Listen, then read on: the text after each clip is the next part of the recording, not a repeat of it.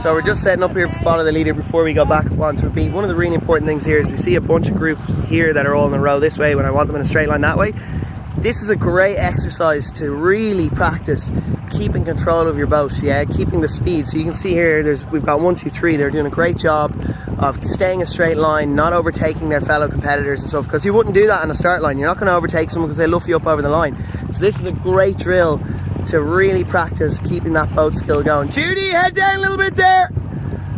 So, and in 3, 2, 1.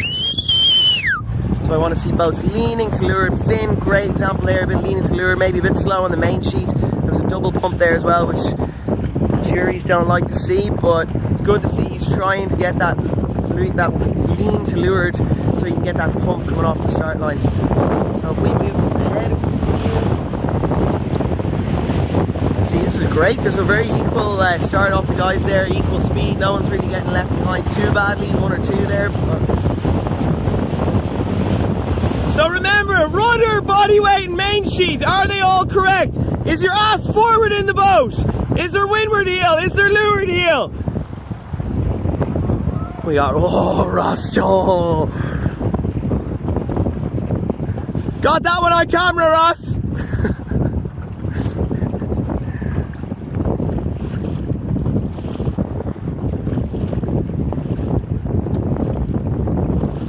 So we have some lasers that actually, in fairness, I probably should have waited a little longer before I blew the whistle because they're making that windward already without even one tack.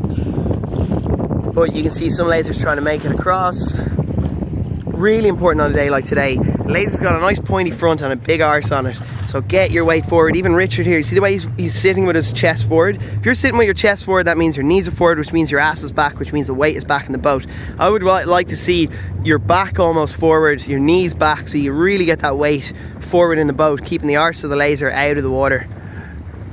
Nice little tack by the fella here in the blue as well. Really flattening out the boat, getting that last bit of speed.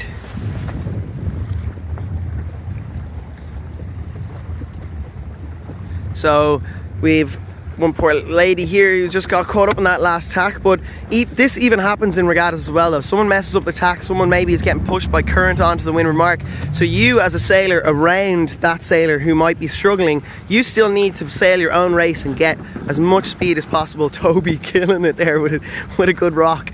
But you have to be conscious of all these things going on, because there is times that guys get stuck at marks and stuff and they're really struggling just to get around the mark, and that can affect all the other sailors coming in. So you have to keep an eye over your shoulder. If I see someone that happen, I'll be like, maybe I want to go out a little further so I got a nice clean mark around him, because it's so important. Even though it's you and one other person that might be competing against each other, that's only part of the race. There is so many other factors. There's another 100 boats trying to get you. So is it worth messing around with one boat just to get ahead of them while everyone else catches up with you? Or is it a case of like, oh look, I'm just going to eat a bit of crap here, I'll go wide of this person, or I'll stay clear of that person just so I can get out to the side that I want to get out of and get ahead of the rest of the fleet? Because when you come around a windward mark, you have an advantage there. Let's say if you're in first or second place, to really pull ahead of everyone else who's struggling to try and get up to that windward mark. So the minute you come around, you get your sail settings right and you're off on a reach, you're off on a run, you're pulling ahead of everyone as well. But you might not pull ahead of them if you've got, you know, you and someone else and you're just both kind of having a dogfight and messing with each other. So you really have to choose your battles wisely. Do you really want to interact with a person? And a good example of that is like Finn loves to get stuck in. We can hear him shouting all the time, and it's brilliant to hear that he's confident and really trying to enforce rules. But at the same time, it's like sometimes it's best just to say nothing, get around the mark and get ahead, you know, because at the end of the day, you're not looking to win around a windward mark or leeward mark or a windward mark. You're looking to win the race. You know, in the end, like the bigger picture is get across that finish line first.